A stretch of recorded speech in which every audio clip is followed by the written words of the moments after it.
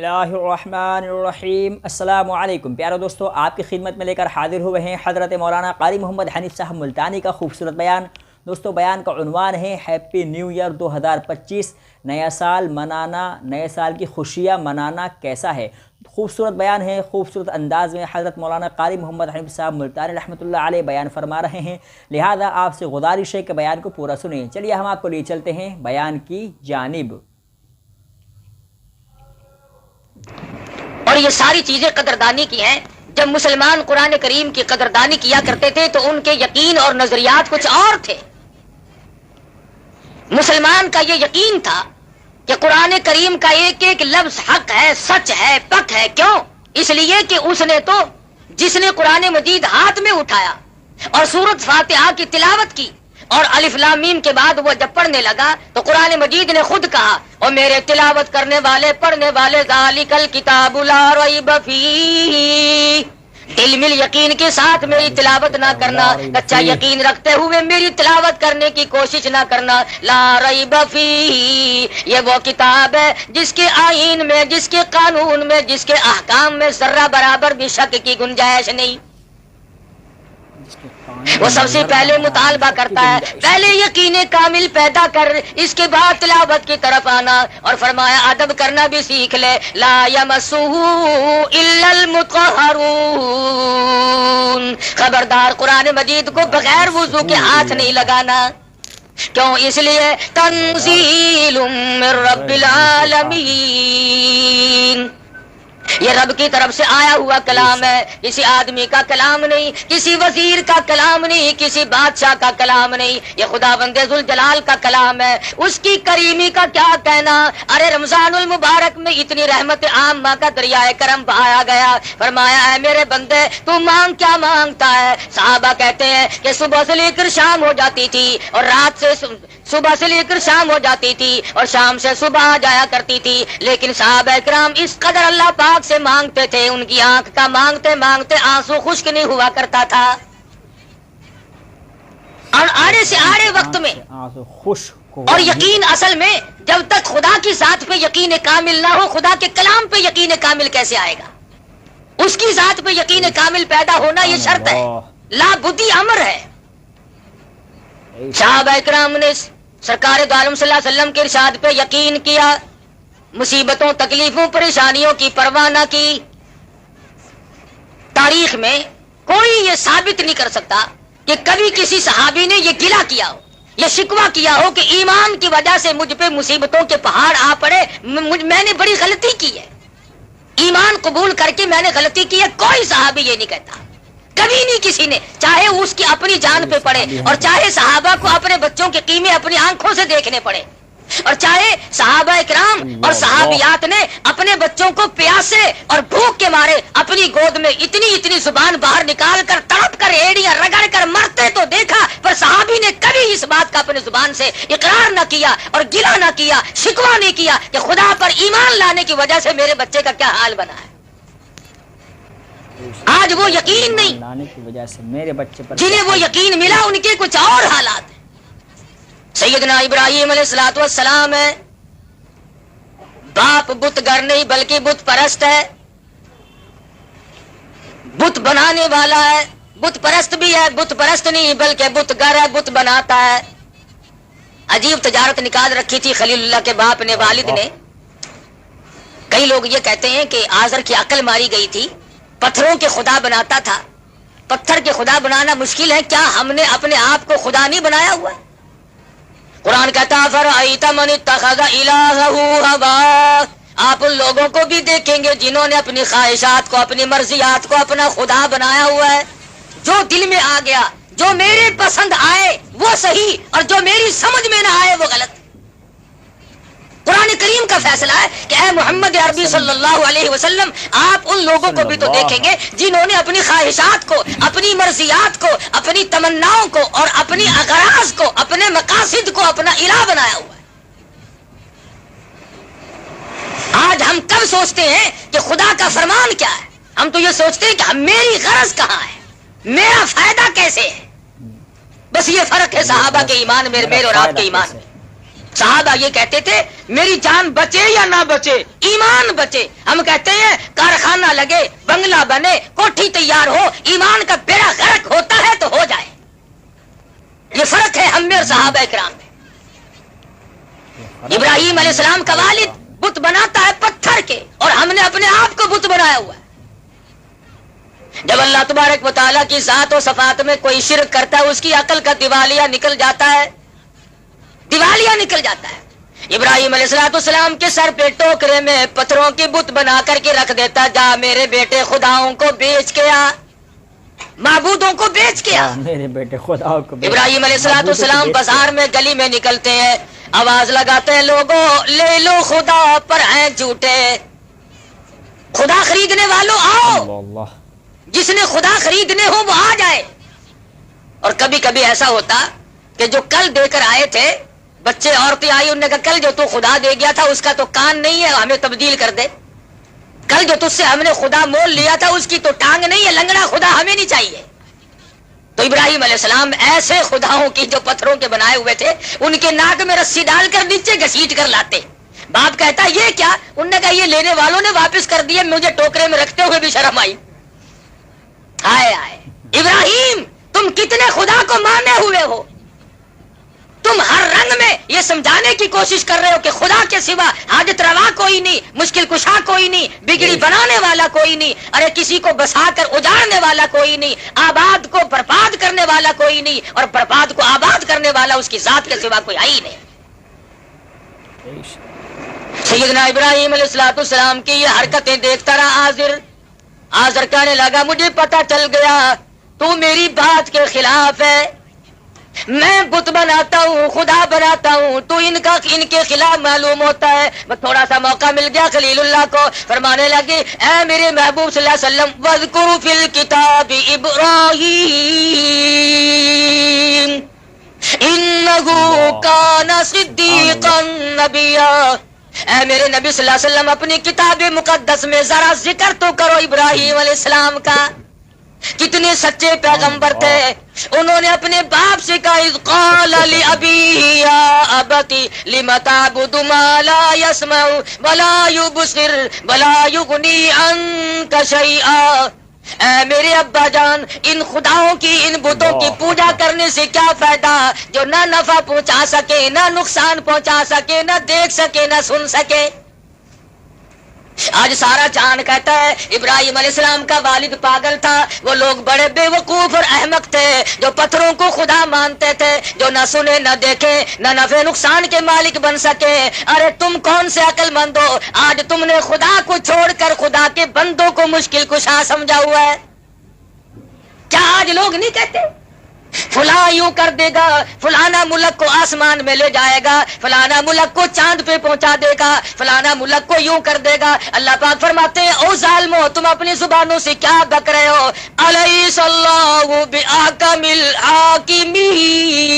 الحاکمین.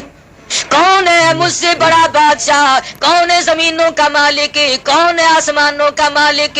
تبارک الذی بیدہ الملک وہو علی کل شیء قدیر. برکتیں میرے ہاتھ میں ہے، راج سارے جہان میں میرا. خامخواہ لوگ اپنے آپ کو خدا بنائے بیٹھے. فرمایا جو میں نے قرآن بھیجا ہے، جو تمہارے لیے ضابطہ بنا کر کے بھیجا ہے، جو دستور بنا کر کے بھیجا ہے، تمہیں اس کی پیروی کرنی پڑے گی. اگر تم اس کے علاوہ اور نظریات لے کر آؤ گے اور دستوری زندگی بناؤ گے اور اپنے طرح طرح کے آئین بنا کر کے بیٹھو گے، اللہ پاک فرماتے ہیں میرے آئین میں تم شرک کرو گے، پھر میرے یہاں تمہارے لیے کوئی ٹھکانہ نہیں. خدا کا بھیجا ہوا دستور، خدا کا بھیجا ہوا آئین اور امام الانبیاء محبوب کبریا حضرت محمد مصطفیٰ صلی اللہ علیہ وسلم کا لایا ہوا دستور، اس کی خلاف ورزی دیکھنا آنکھوں سے کتنی غلطی ہے. آج ہم کیا کر سکتے ہیں؟ سید عطا اللہ شاہ صاحب بخاری سب قید رحمت اللہ علیہ، اللہ پاک کی کروڑ رحمت نازل ہو اس مرد قلندر کی قبر مبارک پہ آمین کا. لاہور میں تقریر فرمائی اور موقع تھا، راجپال نے رنگیلے رسول کے نام سے ایک رسالہ کتابچہ لکھ مارا، اس میں سرکار دو عالم صلی اللہ علیہ وسلم کی شان میں گستاخی کی. یہ بھی وہی وقت تھا शाह जी ने तकरीर फरमाई, दाईं तरफ उलमा बैठे थे, सामने मजमा बैठा था, बाईं तरफ कुछ उबाश किस्म के लोग बैठे थे, नौजवान। शाह जी ने पहले दाईं तरफ मुंह करके खिताब करते हुए फरमाया कि उलमा की जमात, वो सामने देखो, ऐसा सिद्दीका दुपट्टा लहरा रही है और तुमसे सवाल करती है कि तुम्हारे अब्बा की आबरू पे काफिर ने हाथ डाला है। और फिर बाईं तरफ खिताब करते हुए फरमाया, नौजवानों वो देखो, अपनी कब्र से फातिमा ज़हरा निकल आई है और दुपट्टा उतार कर कह रही है कि नौजवानों तुम कहां सो गए, काली कमली वाले की इज्जत पे हाथ मारा है, मेरे अब्बा की आबरू पे लोगों ने हाथ मारने शुरू कर दिए, तुम किसका कलमा पढ़ोगे। नमाजी भी बैठे थे, हाजी भी थे, गाजी भी थे, नेक परहेजगार सखी भी थे, खैरात करने वाले भी थे, मगर उन नौजवानों में एक नौजवान है, आलिम नहीं, हाफिज नहीं, कारी नहीं, हाजी नहीं, बल्कि पुख्ता और लंबा चौड़ा नमाजी भी नहीं। बस वहीं से दिल में सोच बैठा, मेरी जिंदगी काहे की, लानत इस जिंदगी पे, मैं दुनिया में जिंदगी गुजार रहा हूँ, काली कमली वाले की जात पे हरफ आए, मेरी जिंदगी किस काम की। घर गया और जाके खामोश लेट गया। अम्मा ने पूछा क्या बात है, किसी से लड़ झगड़ करके तो नहीं आया, उदास सा क्यों है। कहने लगा नहीं नहीं, लड़ाई मैंने किससे करनी है।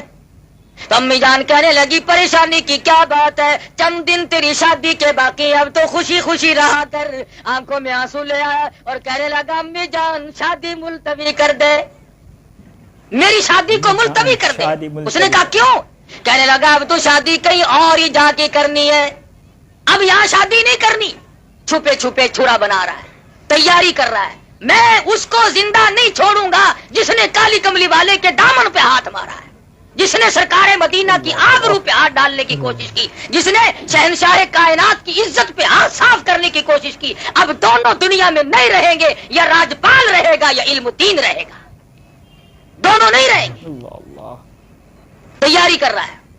अम्मी कहती है इस तरीके से परेशान ना हो, मैंने तो तेरी शादी की तैयारी की हुई है, बड़ी खुशी का वक्त है, अनकरीब तेरी दुल्हन को ले आऊंगी, घर में बागो बहार होगी। इल्मुद्दीन कहने लगा बस अम्मी जान शादी हो चुकी, बागो बहार तो अब किसी और ही जगह आए तो आए। आखिरकार माँ बेटों में गुफ्तगू जारी रही। सोचा कि मेरी माँ कहीं रो रो कर न मर जाए, बिलाखिर इसरार के बाद बता दिया कि अम्मी जान शादी का प्रोग्राम बिल्कुल मुलतवी करता हूँ, और अब सरकार मदीना के रसूलुल्लाह के दुश्मन को जब तक खत्म न कर दूं उस वक्त तक मुझे चैन नहीं आएगी। माँ भी माँ थी, दामन फैला दिया, झोली फैलाकर कहने लगी मेरे बच्चे और नौजवान, अगर तेरे ऐसे अज़ाई में इरादे हैं, मैं गरीब, मैं अनपढ़ औरत अल्लाह पाक की हुजूर में दुआ मांगती हूँ, मौला मेरे बच्चे को कबूल फरमा। दुआ मांग रही है, बच्चे को कबूल फरमा। मशवरे नहीं करता, तदबीरें नहीं बनाता, तजवीजें नहीं करता, यार दोस्तों से पूछता नहीं फिरता, जिसने कुछ करना हो वो नहीं पूछा करता। वह छुरा लिया और अनारकली के बाजार में पहुंचा और वहां जाकर के राजपाल को छुरा मारा और उसे खत्म करने के बाद खुद थाने में पेश हो गया। अंग्रेज का जमाना था, आखिर गिरफ्तार तो होना ही था। मियां वाली जेल में डाल दिया गया। बंबई से बड़े बड़े वकीलों को बुलाया, पाकिस्तान के बानी मोहम्मद अली जिन्ना जो उस वक्त वकालत किया करते थे, उनको बुलाया गया। तो जब मुलाकात की जेल में तो यूं कहा कि इल्मुद्दीन इनकार तू कर दे, छुरा मैं लूंगा। उसने कहा कैसे, कि इससे इनकार कर दे कि राजपाल को मैंने नहीं मारा। कहने लगा नमाजी मैं नहीं, हाजी मैं नहीं, लंबे चौड़े परहेजगार मुत्तकी मैं नहीं, तस्बीह मैंने नहीं फेरी, तिलावतें मैंने नहीं की, अरे सारी उम्र गुनाहों में गुजारी, एक ही तो नेकी की है, उसी से इनकार कर दो। अल्लाह अल्लाह, तुम्हें किसने कहा कि मेरा प्रोग्राम बचने का है, मैं बचने का इरादा ही नहीं रखता। चुनाचे साफ कह दिया वकील साहब ने कि बचना मुहाल है, बस किस्सा खत्म है, ये इनकार नहीं करेगा, बचेगा नहीं। चुनाचे सजाए मौत आखिर हुई। मौलाना काजी हसन अहमद शुजाबादी सब कहते रहमतुल्लाह अलैह फरमाते थे कि जिस वक्त जेल में मुलाकात करने गए तो जेल के सुपरिटेंडेंट ने बतलाया कि रात को इल्मुद्दीन की कोठरी से ऐसे नूर की रोशनी निकलती है, आसमान तक बुलंद हो जाती। तमाम लोगों ने देखा, सब लोग देखते थे। बिलाखिर वो घड़ी ना पहुंची, सजाए मौत हो गई। پھانسی کا وقت قریب آ گیا، پھندے کے قریب پہنچا، عزیز رشتے دار آئے، ملنے جلنے والے لوگ، مسلمان ہمدرد آدمی کہنے لگے علم الدین کوئی تمنا ہو تو بتاؤ، کوئی آرزو ہو تو کہہ لو، کسی قسم کی حسرت ہو تو بیان کرو۔ بندہ پکڑ کر کہنے لگا بس اب ایک ہی تمنا ہے، ایک ہی آرزو ہے، ایک ہی حسرت ہے، اور وہ یہ کہ جو تجلی، جو نور، جس چیز کا دیدار جیل کی کوٹڑی میں بار بار ہوا، علم الدین کی تمنا بس اب ہر وقت وہی دیدار کرتا رہوں۔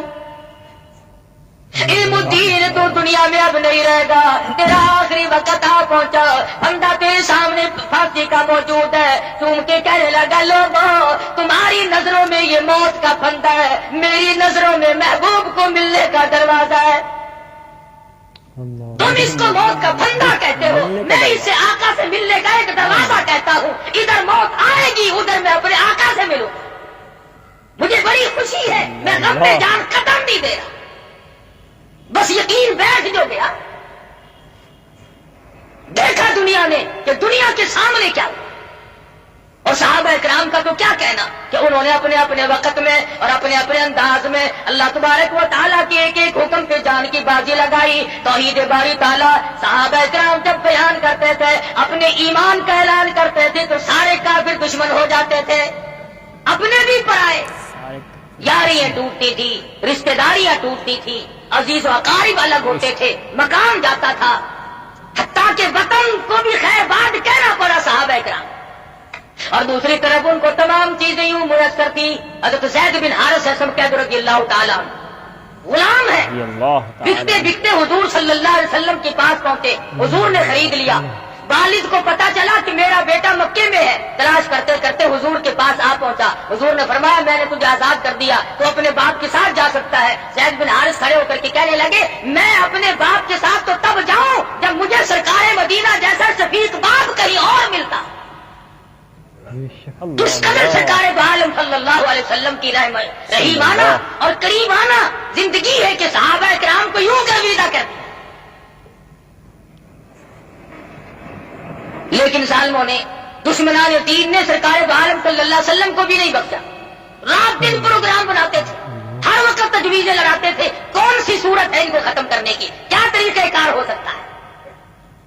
چنانچہ ایک روز پروگرام بنایا کہ بھائی سارے اکٹھے ہو کر ابو طالب کے پاس چلو، پھر کوئی بات بنے گی۔ غلط کار لوگ رات دن تجویزیں ہی بنایا کرتے ہیں۔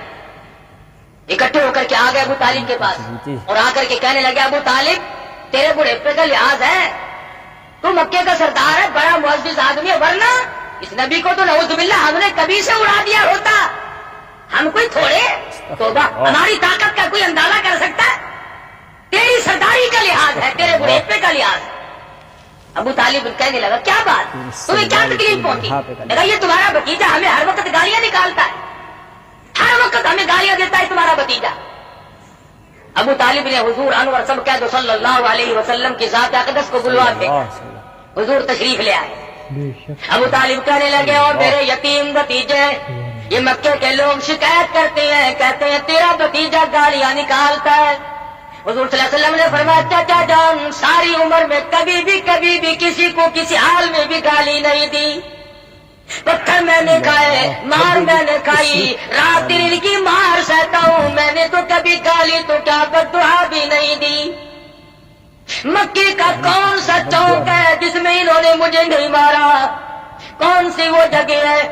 صحابی کہتا ہے امام الانبیاء محبوب کبریا حضرت محمد مصطفیٰ صلی اللہ علیہ وسلم مکے کے چوک میں کھڑے ہو کر لوگوں کو قرآن مجید سنا رہے ہیں۔ میں اس وقت تک مسلمان بھی نہیں تھا، میں نے دیکھا چاروں طرف کافروں کا مجمع لگا ہوا ہے، کوئی پتھر مار رہا ہے، کوئی اینٹ مارتا ہے، کوئی روڑے مارتا ہے، کوئی ہڈی مارتا ہے، پھینک کر چاروں طرف سے مار پڑ رہی ہے، اور سرکار مدینہ بلا تحمل قرآن مجید کی تلاوت فرما رہے ہیں، زخموں سے خون کے فوارے چھوٹ رہے ہیں۔ ایک عورت نے کوٹھی پہ سے آواز دی اے زینب تم کہاں چلی گئی؟ تمہارے ابا کو لوگوں نے لولوان کر دیا۔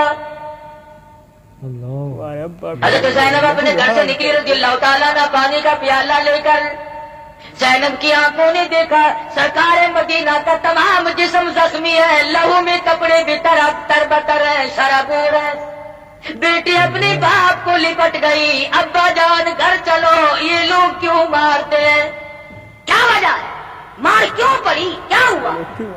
آپ تو کسی کا مال نہیں چھینتے، ادھار لے کر واپس کرتے ہو، محافظت کرتے ہو، سب کی عزت کرتے ہو، صلہ رحمی فرماتے ہو، آپ کو لوگ کیوں مارتے ہیں؟ فرمایا بیٹی تجھے معلوم نہیں، میں ان تمام لوگوں کو یہ کہتا ہوں ساری کائنات کا مالک وہ ایک خدا ہے، اس پر یہ پرکھ دیتا ہوں، اس کی یہ وجہ ہے ان سب کے ناراض۔ میں خدا کا قرآن سناتا ہوں، اللہ کی توحید کا پیغام ان تک پہنچا۔ مورخین نے لکھا ہے حضرت زینب نے پانی کا پیالہ پیش کر دیا، سرکار مدینہ صلی اللہ علیہ وسلم نے منہ مبارک میں لے کر کلی گرکی تو منہ سے لہو آئے۔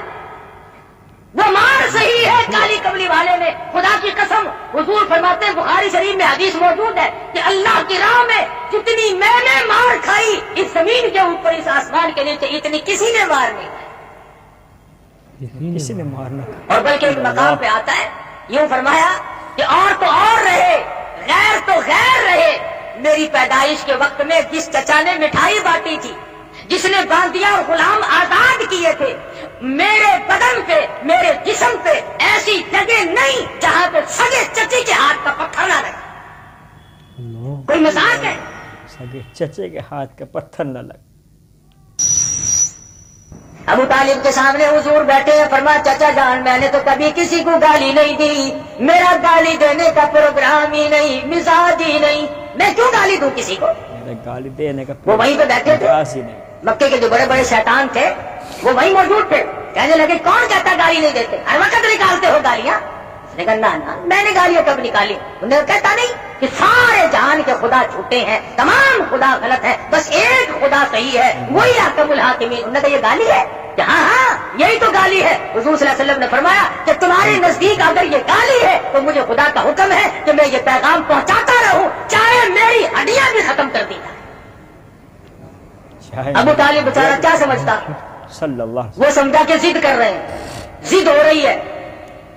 آیا کہہ بیٹھا، کہنے لگا میرے بھتیجے اب اگر تو ان کی بات کو نہیں مانتا تو آج کے بعد میرا سہارا نہ تکنا۔ یہ سہارے والا مسئلہ بڑا غلط ہے۔ وسلم۔ کوئی کہتا ہے کہ جی میرے ماں باپ ہے اگر میں کما کے نہ کھلاؤں تو وہ بھوکے مر جائیں گے، کوئی کہتا ہے جی میرا استاد ہے اگر ہم نہ اس کو کھلائیں تو وہ مر جاتا، مقتدی کہتے ہیں کہ اگر امام کو ہم نہ کھلائیں تو اس کا تختہ کبھی سے نکل گیا ہوتا۔ یہ سہارے اللہ پاک نے سارے سہارے توڑے۔ ابو طالب کہنے لگا میرا سہارا نہ تکنا، میں اب تمہارا ساتھ نہیں دے سکتا۔ میرا سہارا سرکار دو عالم سب کہہ دو صلی اللہ علیہ وسلم کی آنکھوں میں آنسو آ گئے۔ فرمایا چچا جان آج تک تم نے غلط سمجھا ہے کہ میں تمہاری کمر پہ تمہارے بلبوتے پہ یہ سب کچھ کر رہا ہوں، ہٹو آپ بھی ایک طرف ہو کے دیکھ لو، وہ خدا میری حفاظت کرنے والا، وہ مالک کائنات، وہ بے نیاز خدا ہے، وہی میری حفاظت کرے۔ وہ بے نیاز۔ مکے کے لوگ پہلے تو اکڑے، کفر کی یہ عادت ہے پہلے اکڑتا ہے، بڑا زور دکھاتا ہے ہم یوں کر دیں گے، دیکھنا جی ابھی رگڑ دیتے ہیں، اور جب سامنے آئے اسی وقت ہی کر کے چپ ہو جاتے ہو، نہیں جی نہیں اسی میں گل کی تھی وہ لڑا لگے، بس فوراً ڈھیلے پڑ جاتے ہیں اسی وقت۔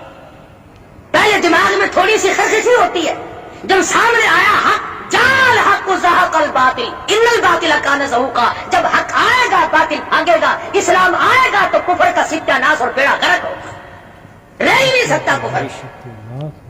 اور مجھے افسوس ہے کہ آج کی دنیا میں تمہارے پاس 6666 قرآن کی آیات موجود ہیں، ارے 8 لاکھ سے زیادہ پیغمبر کے ارشادات کا ذخیرہ موجود ہے، 1,29,000 صحابہ کرام کے قول و افعال اور عمل موجود ہے، اور بڑے بڑے بزرگ اور ائمہ کی زندگی موجود ہے۔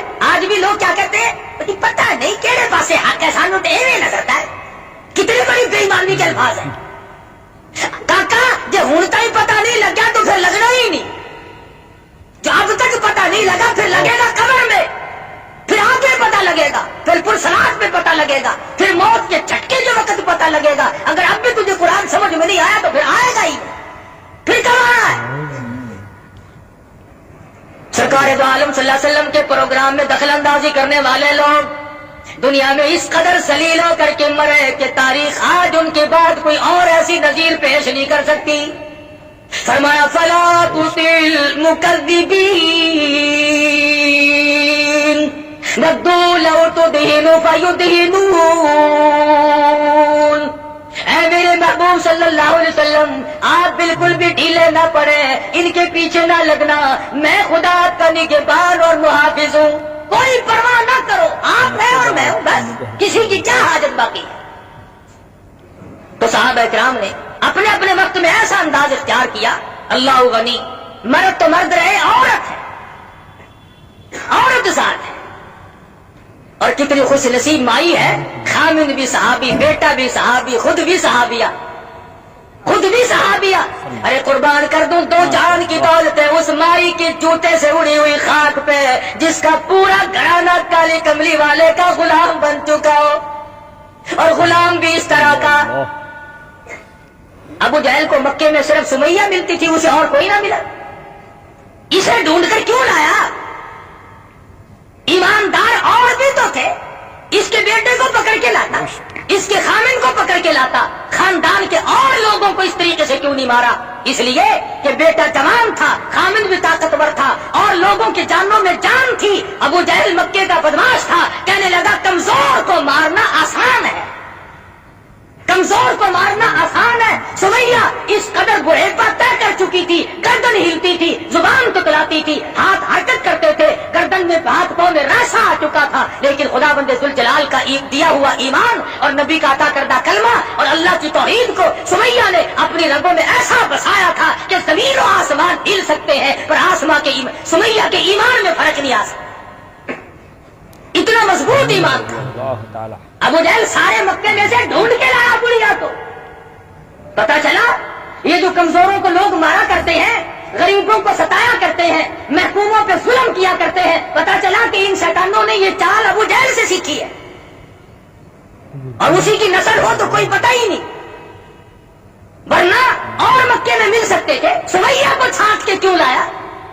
اس لیے کہ یہ بوڑھی ہے، کمزور ہے، ڈر جائے گی، عمر رسیدہ عورت ہے، گھبرا جائے گی، بڑھیپے میں ویسے بھی دل کمزور ہو جاتا ہے، لا کر میدان میں کھڑی کر دی، پیروں میں رسی باندھ دی، ہاتھوں میں رسی باندھ دی، اور برچہ لے کر کہنے لگا سمیہ اب دو راستے ہیں، یا جان بچا یا ایمان بچا، تیسرا راستہ نہیں ہے۔ جان بچا۔ سمیہ فرمانے لگی او ظالم تو کیا سمجھتا ہے، جو برچہ تو مجھے مارنے کے لیے دکھاتا ہے، میں تو محبوب کا دروازہ کھولنے کے لیے اس کو چابی سمجھتی ہوں، تو مجھے برچہ دکھا رہا ہے مارنے کے لیے، اور مرنے میں میرے دیر کیا ہے؟ بہتر ہوگا کہ برچہ تیرا ہو، سر میرا ہو، ڈر میرے آقا کا ہو، اور میں جا کر کہوں کہ میں حاضر ہو گئی ہوں، اس سے بڑی کیا سعادت ہو سکتی؟ مجھے اور کیا چاہیے؟ حضرت سمیہ کھڑی ہے، صحابہ کہتے ہیں کوئی گھبراہٹ نہیں، کسی طرح کی پریشانی نہیں۔ حضرت عمار بن یاسر رضی اللہ تعالیٰ عنہ جوان بیٹا حضور کی خدمت میں پہنچا اور جا کے کہنے لگا یا رسول اللہ ذرا تشریف تو لاؤ، میری بوڑھی اماں کا حال تو دیکھو۔ حضور تشریف لائے، کتنے بے کس اور مجبور ہوں گے اس وقت میں مسلمان کہ سرکار دو عالم صلی اللہ علیہ وسلم نے جب دیکھا سمیہ کو بندھا ہوا تو آنکھ میں آنسو آ گئے، اور فرمایا عمار اسی وقت دوڑ کے جاؤ، سمیہ کو جا کے بہشت کی بشارت سنا، اور جا کر کے میں نبی کا سلام پہنچا۔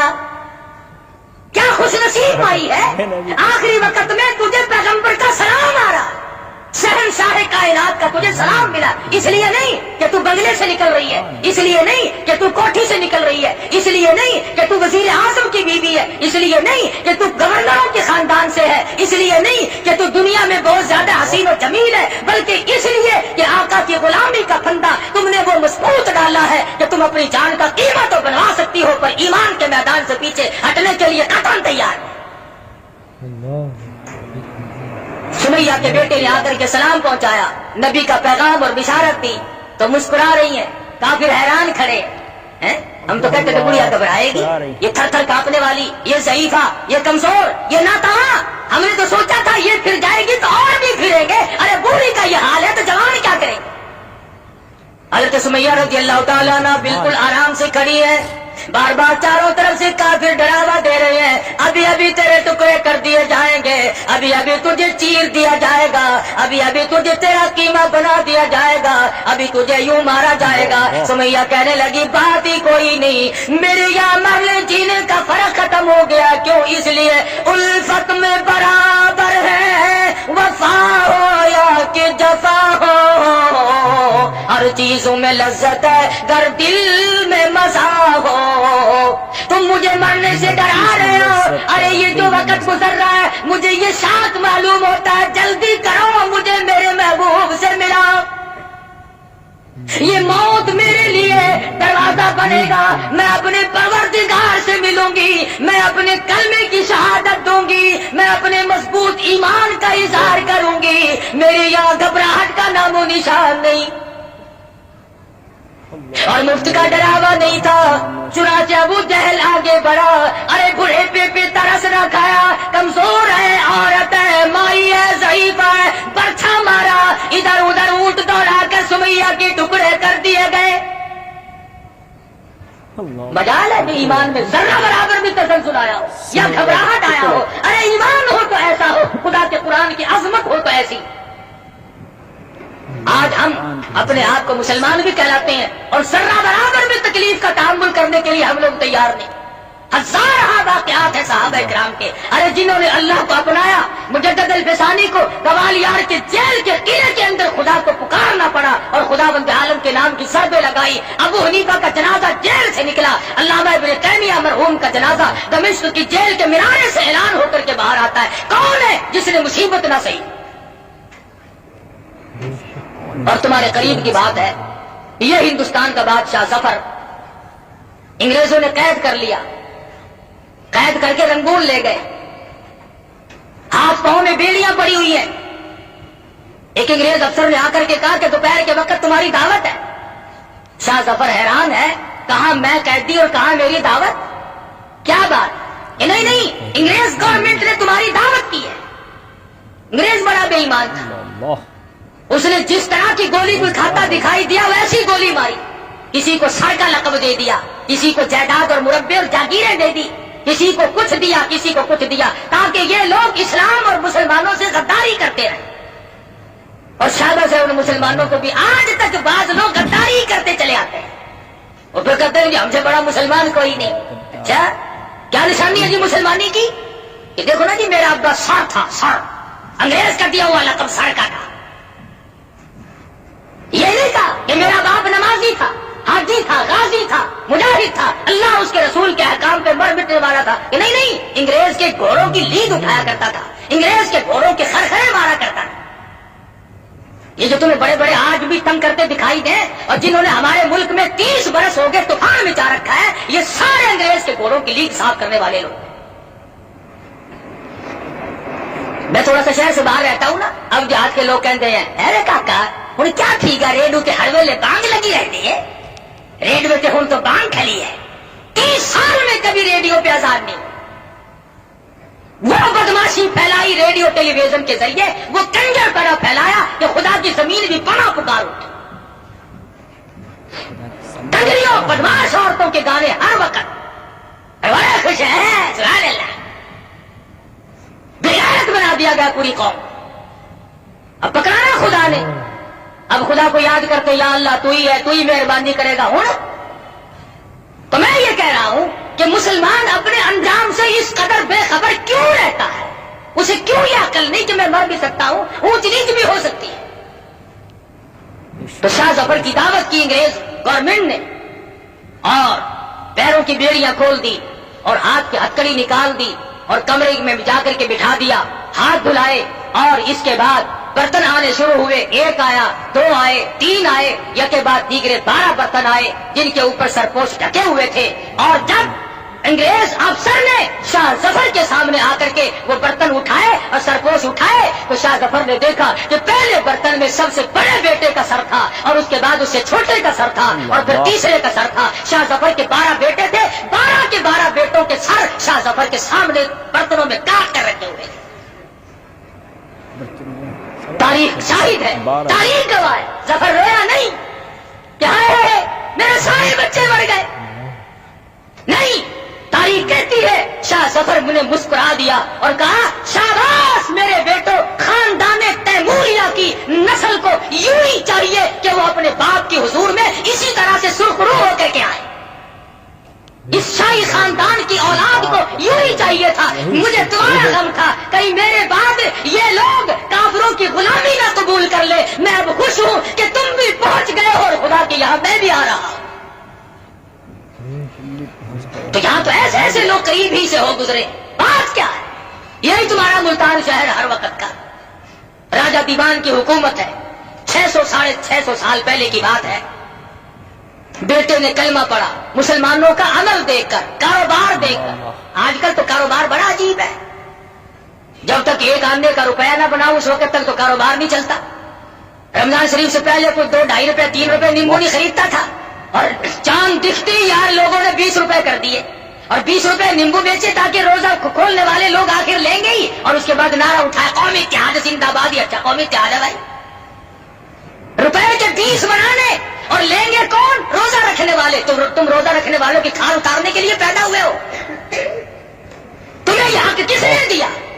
تمہیں یہ مسئلہ کس نے سمجھایا کہ جو اللہ اور اس کے رسول کے حکام کو پورا کرتے ہو اور پیاس کی وجہ سے اگر تم سے وہ کوئی سودا خریدنے آئے تو تم اس کی کھال اتار لو؟ بڑا خوش ہو ہے کہ یہ تو کاروباری معاملہ ہے. اچھا کاروباری معاملے میں اگر کسی کی جیب کاٹ لے تو کوئی حرج نہیں. ملاوٹ رمضان میں ہم نے نہیں چھوڑی, بلیک مارکیٹ رمضان میں ہم نے نہیں چھوڑا, جھوٹ بولنا رمضان میں ہم نے نہیں چھوڑا, گانے سننے اور گانے گوانے ہم نے رمضان میں نہیں چھوڑے. پھر رمضان کی برکتیں مجھے اور آپ کو ملے کیسے؟ پھر قرآن کی خیر و برکت ہمیں ملے کیسے؟ پھر ہماری دعائیں قبول ہوں تو کیسے؟ تو میں عرض کر رہا تھا صحابی ابن حذافہ ہے سب کہہ رضی اللہ تعالیٰ. عیسائی بادشاہ کے یہاں گرفتار ہو گئے. صحابہ کرام تو گھر بیٹھ کر کبھی سوئے ہی نہیں, کبھی پیر پھیلا کر بےچارے سوئے ہی نہیں, بس جہاد فی سبیل اللہ میں لگے رہتے تھے. ہر وقت اللہ اور اس کے رسول کے حکموں کو لوگوں تک پہنچانے کے لیے مرتے تھے ہر وقت اور مارتے تھے, پریشان ہوتے تھے. ساری زندگی صحابہ کرام کے جہاد میں گزر گئی. یوں ہی تو نہیں اللہ پاک کے نبی نے فرمایا کہ جہاد کی راہ میں جب آدمی نکلتا ہے اسلام کو چمکانے کے لیے, کفر کو مٹانے کے لیے جو قدم اٹھتے ہیں اور قدم پر جو گرد غبار پڑتی ہے, تیرے نبی کا فرمان ہے کہ اس جگہ جہنم کی آگ حرام کر دی جاتی ہے. بشرطے نیت یہ ہو کہ میں اسلام کو چمکاؤں گا. یہ نیت نہ ہو کہ اگر میری وزارت بن گئی تو 10-20 ٹرکوں کے لائسنس پہلے میں لوں گا بھائی. یہ نیت نہ ہو. دیکھو جی آخر اپنا یار ہے نا, اپنا رشتے دار ہے, یہ جو ممبر بن گیا نا انشاءاللہ پھر سیمنٹ کی تھانوں کوئی کمی نہیں رہنی. پہلے ہی نیت اگر یہ ہے تو اسلام کی چمک کا, بلکہ صرف رضا الہی مقصود ہو, نبی کی اطاعت اور غلامی مقصود ہو, پھر بات بنے گی. ابن حذافہ رضی اللہ تعالیٰ عنہ 2 صحابیوں کے ساتھ گرفتار ہو گئے. بادشاہ وقت نے عیسائی نے سب سے پہلے وہی بات کی جو کافر لوگ کیا کرتے ہیں. یہ پرانا طریقہ ہے, جو ہمارا ساتھ دے گا ہم اسے یوں دیں گے, ہم اسے مربے دیں گے, ہم اسے جاگیر دیں گے, ہم اسے قلعے دیں گے. خدا جانے کیا کیا طریقہ, یہ وہی سے نکلا ہوا ہے پرانا. ابن حذافہ کو بٹھا کر کے عیسائی بادشاہ کہنے لگا اگر تم ایمان کا انکار کر دو, کلمے کا انکار کر دو تو میں 3 ریاست تیرے حوالے کر دوں گا, تجھے 3 ریاست کا مالک بنا دوں گا. ابن حذافہ جواب دے فرمانے لگے اور ظالم تو کافر, تو مجھے دنیا کا لالچ دیتا ہے, مجھے لا الہ الا اللہ محمد الرسول اللہ صلی اللہ علیہ وسلم کے بعد میرے نبی نے جو بشارت دی ہے اتنی بڑی بہشت ملے گی جو تیری پوری ریاست سے بھی 100 گنا بڑی ہوگی, تیری پوری ریاست سے 100 گنا بڑی ہوگی جو اللہ کے نبی نے بہشت کا مجھ سے وعدہ فرمایا. لگا اچھا. دوسری سٹ ماری, یہ اس سے زیادہ نازک ہے. انہوں نے کہا ابن حذافہ اگر تو کلمے کا انکار کر دے, بڑی خوبصورت میری بیٹی ہے, میں تیری ساتھ شادی کر دوں گا. یہ بڑی نازک سٹ ہے, اس کا جھیلنا بڑا مشکل ہے. پہلے زمانے میں لوگ بڑے بڑے کرتے تھے کہ اگر تم ہمارے مذہب میں داخل ہو جاؤ تو یوں کریں گے, ہم تجھے یوں رشتہ دے دیں گے. آج کل بھی کرتے ہیں, یہ بڑوں بڑوں میں یوں ہی ہے, اور کیا ہے ان کے پاس, اور کیا رکھا ہے. شرافت تھوڑا ہی ہوتی ہے, بس یہی ہے کہ آؤ ملو جلو کھاؤ پیو, موت آئی تو مر جاؤ بس. ابن حذافہ نے فرمایا کہ میرے نبی نے جن حوروں کا مجھ سے وعدہ فرمایا ہے اگر وہ دنیا میں تھوک دے تو پوری دنیا خوشبو کی وجہ سے بے ہوش ہو جائے. میرے نبی نے جس کلمے کی برکت سے ایمان کی برکت سے جس بہشت کا وعدہ فرمایا ہے اگر اس کی حور کا جوتے کا تسمہ نظر آئے تو پوری دنیا اس خوبصورتی کی وجہ سے مدہوش اور بے ہوش ہو جائے. میرے جیسا ہوتا نا تو اسی وقت نعوذ باللہ توبہ میری, کیونکہ ہمارا ایمان کہاں سے آیا اتنا مزہ. ہم تو کہتے لیا بھائی پڑھا ان مورا میں کھی جاوے گی, پھر کلمہ کی ڈھنڈ چل رہا پھر کلمہ پڑھ لے گا. آج تو لوگ کہتے ہیں چلو ادھر جدھر کی ہوا بھیا چٹ لگانا چاہیے. موقع دیکھو جی میں موقع ہوئے گزارا کر. ارے موقع مرتے وقت ایمان کا موقع ہے, اگر ایمان نہ ملا تو بیڑا گرک. ابن عزابہ رضی اللہ تعالیٰ عنہ نے شادی کی لالچ کو بھی ٹھکرا دیا, زمین جائیداد کے لالچ کو بھی ٹھکرا دیا. اس کے بعد عیسائی بادشاہ کو غصہ آیا اور کہنے لگا تینوں مسلمانوں کو, تینوں نبی کے پروانوں کو, غلاموں کو میدان میں لے چلو میدان میں. ان کو کیا کرو گے؟ ان کی آزمائش ہوگی, ان کو ہم ٹھکانے لگا دیں گے, ان کا ہم چمڑا اجیڑ کر رکھیں گے.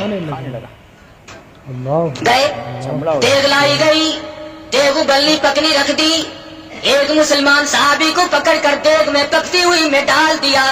ابن اضافہ فرماتے ہیں دیگ میں پکنے والا مسلمان نوجوان صحابی حالت یہ تھی کھال جل گئی, ہڈیاں جل کر راکھ ہو گئی, پر جب تک دم میں دم رہا پکتی ہوئی دیگ میں سے برابر کلمے کی آواز آتی رہی. اتنا مضبوط ایمان.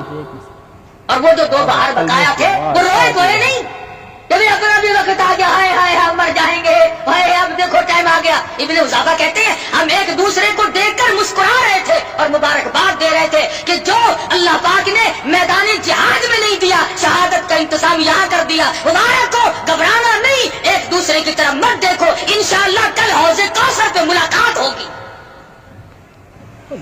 یہ صحابہ کرام کے نظریات ہیں. درس کر رہا تھا کہ رمضان المبارک نے ہمیں توحید کا پیغام دیا, اللہ کے قرآن نے ہمیں توحید کا پیغام دیا. خداوند عالم نے فرمایا میرے قریب آ جاؤ ساری دنیا تمہاری ہے, میرے نزدیک آ جاؤ پوری کائنات تیری ہے. چاند سورج ستارے دریا سمندر ہوا سبزی ترکاری تمام تر یہ سارا جہان تیرے لیے تو ہے, کل جہان تیرے لیے. اور میرے بندے تو صرف میرے لیے, تو میرے لیے.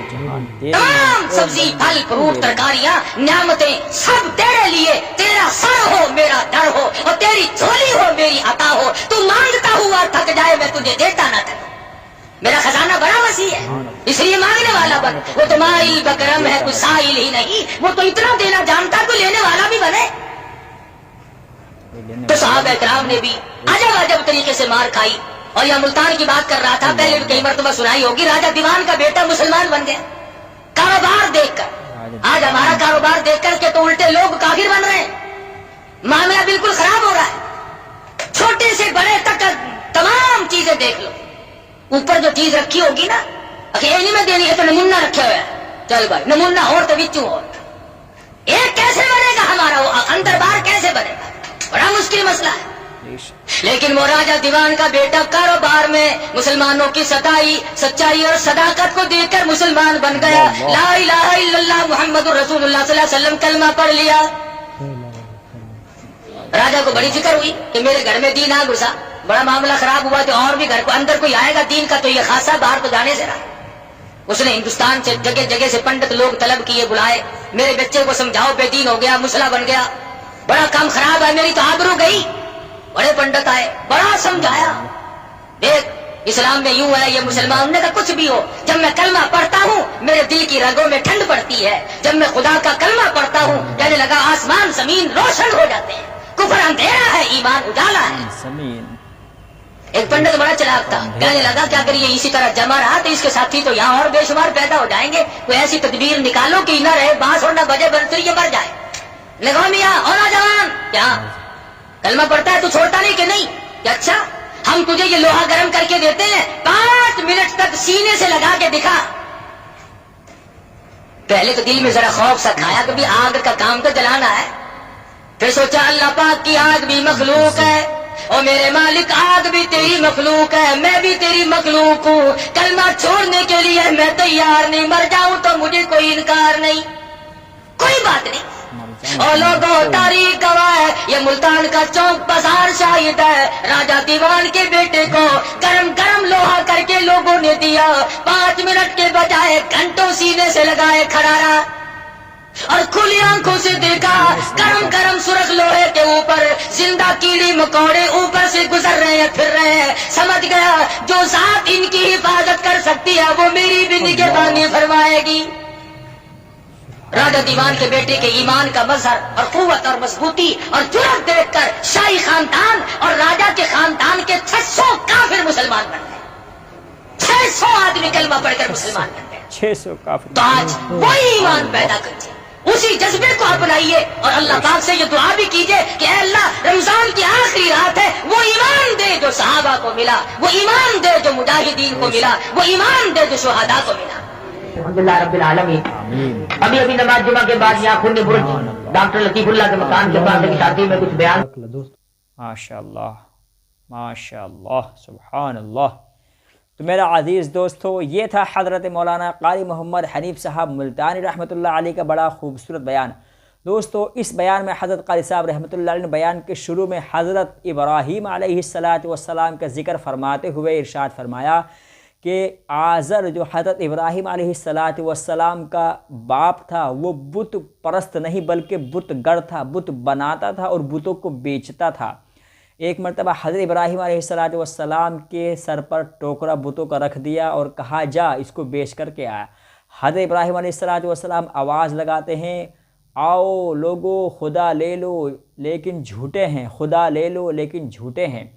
तो कुछ लोग, कुछ औरतें आते थे जो कल खुदा दे के गए थे, इसकी तो आँख नहीं, कोई कहती इसका पैर नहीं, कोई कहती इसका कान नहीं।